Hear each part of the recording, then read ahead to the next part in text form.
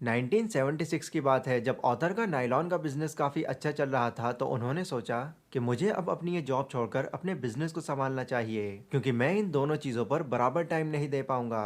आपकी जानकारी के लिए बता दूं कि ऑथर ने नायलॉन का business as a side hustle start किया था क्योंकि वो एक जेरोक्स कंपनी में फुल टाइम जॉब किया करते थे। अब क्योंकि उनका ये साइड बिजनेस उनको अच्छी खासी इनकम देने लग गया था तो इसीलिए उन्होंने जॉब छोड़कर अपने इस बिजनेस को और बढ़ाने का सोचा। और इसको बढ़ाने के लिए उनको ऑब्वियसली टाइम भी वहाँ पर ज़्यादा देना पड़ेगा। फिर जब उन्होंने ये बात अपने कलीग्स को बताई कि गाइस अब मुझे ये जॉब छोड़नी पड़ेगी क्योंकि मेरा नायलॉन का बिजनेस काफ़ी अच्छा चलने लगा, तो उनकी ये बात सुनकर उनके सीनियर कलीग्स उनका मजाक बनाने लगे और कहने लगे, क्या तुम पागल हो गए हो?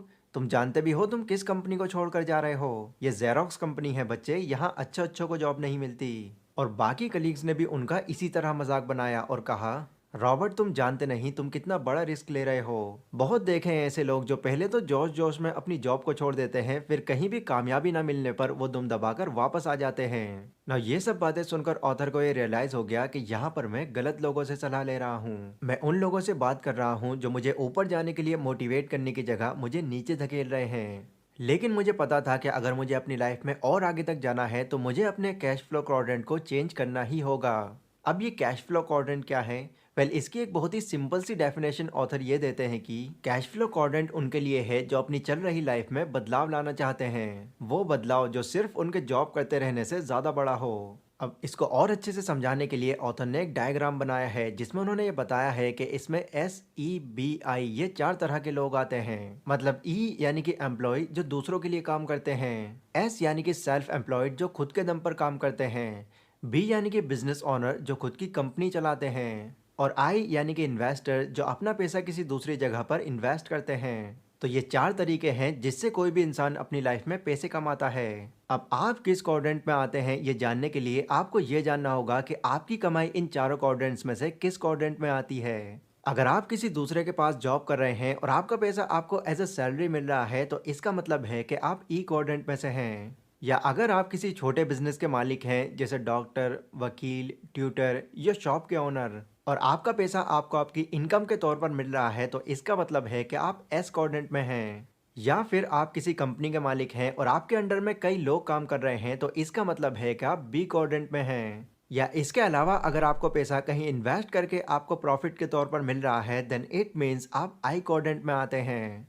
अब ऐसा नहीं है कि जो क्वाड्रेंट आपने पहले पकड़ लिया सिर्फ उसी क्वाड्रेंट के अंदर आपको पूरी अपनी लाइफ गुजारनी पड़ेगी, नहीं। ये बात पूरी तरह से आप पर ही डिपेंड करती है कि किस तरह आप अपने क्वाड्रेंट को चेंज कर सकते हैं। जैसे फॉर एग्जांपल मान लीजिए आप एक डॉक्टर की पढ़ाई करते हैं और आपकी पढ़ाई कंप्लीट हो जाती है, तो डॉक्टर बनने के बाद अगर आप ये सोच रहे हैं कि मैं किसी हॉस्पिटल को ज्वाइन कर लेता हूँ तो समझ जाइए कि आप ई क्वाड्रेंट के एम्प्लॉय बनने जा रहे हैं। फिर भले ही आपकी वहां पर पोस्ट एक सीनियर डॉक्टर की हो या फिर एक जूनियर डॉक्टर की, बट अगर आप एक हॉस्पिटल ज्वाइन करने की जगह अपना खुद का क्लिनिक खोल रहे हैं तो आप एक एम्प्लॉय से सेल्फ एम्प्लॉयड बन जाएंगे जो सिर्फ खुद के दम पर काम करता है।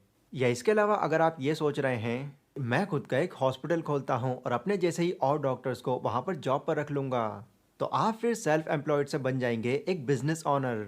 फिर अगर आप उस हॉस्पिटल में फुल टाइम काम नहीं भी कर रहे होंगे तो फिर भी आपके डॉक्टर्स आपके लिए काम कर रहे होंगे और आपकी इनकम बन रही होगी। फिर उस हॉस्पिटल में से आप जो भी कमाते हैं उसमें से कुछ पैसा अगर कहीं पर इन्वेस्ट कर देते हैं तो आप एक बिजनेस ओनर से एक इन्वेस्टर भी बन जाएंगे। तो ये प्रोसेस है जो आपको एक क्वाड्रेंट से दूसरे क्वाड्रेंट की ओर मूव करवा सकता है। वेल कैश फ्लो क्वाड्रेंट को लेकर कुछ मिथ्स भी हैं जो अक्सर लोगों के माइंड में घूमते रहते हैं, जिसमें से पहला मिथ है, अरे मैं तो बहुत बड़ी कंपनी में काम करता हूँ तो मैं एम्प्लॉय कैसे हुआ? तो देखो, चाहे आप किसी कंपनी में एक वर्कर हैं या फिर उस कंपनी के CEO, आप उस कंपनी के लिए काम कर रहे हैं तो आप एक एम्प्लॉय ही हैं। दूसरा मिथ, लोग जब एक नौकरी छोड़कर अपनी खुद की कोई शॉप खोल लेते हैं तो उनको ये लगने लगता है कि वो अपना बिजनेस कर रहे हैं, लेकिन ऐसा नहीं है। वो काम तो अपने खुद के दम पर ही कर रहे हैं लेकिन उनको पैसा सिर्फ अपने टाइम देने पर ही मिल रहा है, और अगर शॉप बंद है तो पैसा भी नहीं है। ऐसे में आप एक बिजनेस ओनर नहीं बल्कि एक सेल्फ एम्प्लॉयड हैं।